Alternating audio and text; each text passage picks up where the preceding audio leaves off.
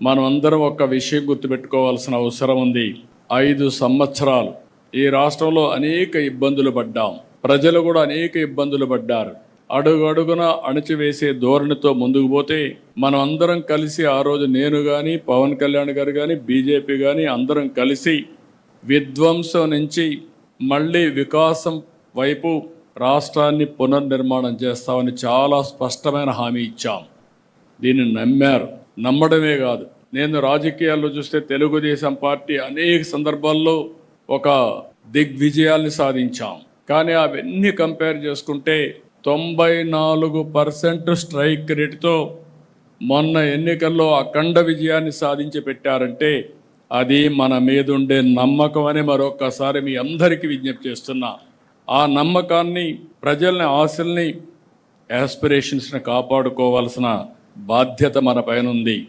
ఏ ప్రభుత్వం అయినా సరే చేసిన పనులు చెప్పుకోవాలి.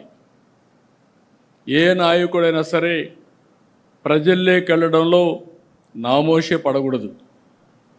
పదే పదే మీరు ఎంత తిరగగలిగితే అంత మీరు రాణించే పరిస్థితి ఉంటుంది. ప్రజలకు మీరు ఎంత అందుబాటులో ఉంటే ప్రజలు మిమ్మల్ని ఆదరించే పరిస్థితి వస్తుంది. ఈ విషయం మనం గుర్తుపెట్టుకోవాలి. పని చేయడం ఒక ఎత్తు, ప్రజలకు అందుబాటులో ఉండడం ఇంకొక ఎత్తు. మనం చేసిన పనులు పదే పదే ప్రజలకు చెప్పడం కూడా ఇంకొక విధానం. అదే సమయంలో కొన్ని పనులు కాకపోతే ఎందుకు కాలేదో చెప్పడం కూడా మన బాధ్యత. ఇంకొక పక్క మీరు గుర్తుపెట్టుకోవాల్సింది, ఏదైతే ఈరోజు ప్రజా సమస్యల్ని పరిష్కారం చేస్తూ ప్రజల్లో ఒక తృప్తిని మనం చూడాల్సిన అవసరం ఉంది. ఇంకొక పక్క భవిష్యత్తు పైన ఒక భరోసా, ఒక నమ్మకాన్ని కల్పించవలసిన బాధ్యత మనందరిపైన ఉంది. ఇవి రెండూ రావాలంటే మనం చేసే పనుల మీద ఆధారపడుతుంది, నాయకుడి యొక్క విశ్వాసం పైన ఆధారపడుతుంది. ఈ విషయం కూడా మీరు గుర్తుపెట్టుకోవాలి.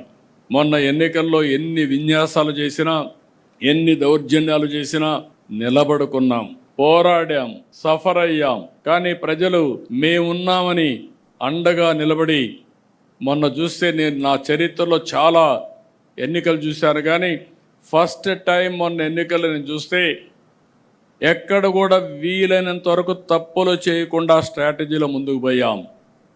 అలయన్స్ దగ్గర నుంచి, అభ్యర్థుల ఎంపిక దగ్గర నుంచి నిర్మోహమాటంగా అందరికీ చెప్పవలసిన విషయాలు చెప్పాం.